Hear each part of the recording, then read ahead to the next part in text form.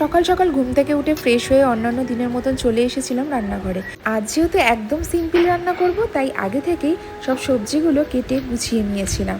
আর কাল রাত থেকে এত শরীরটা খারাপ লাগছে, এত কাশি হয়েছে যে আমি ঠিক মতন ঘুমোতেই পারিনি। আর কাল যেহেতু ঘর ঝেড়েছিলাম, তাই আজ কাঁচা ধোয়াটাও রয়েছে, তো তার জন্যই সকাল সকাল উঠে পড়েছি। নয়তো ভেবেছিলাম আজ একটু বেশিক্ষণ ঘুমাবো। সংসারের কাজের চাপ মাথায় এলেই তখন আর ঘুমটা আসে না। আমি যতই ঘুমানোর চেষ্টা করি না কেন, ঠিক টাইম মতন ঘুমটা ভেঙে যায়। আর আজকে একটু করছি ফুলকপি আলু বড়ি দিয়ে কাতলা মাছের ঝোল। একটা সংসারের দায়িত্ব সামলাতে কিন্তু একটা মেয়েরা কখনোই পিছু পা হয় না।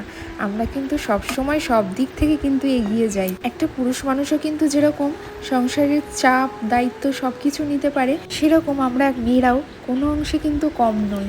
তবুও দিনের শেষে আমাদের মেয়েদের কখনো কখনো শুনতে হয়, কি করো সারাদিন, তাই না?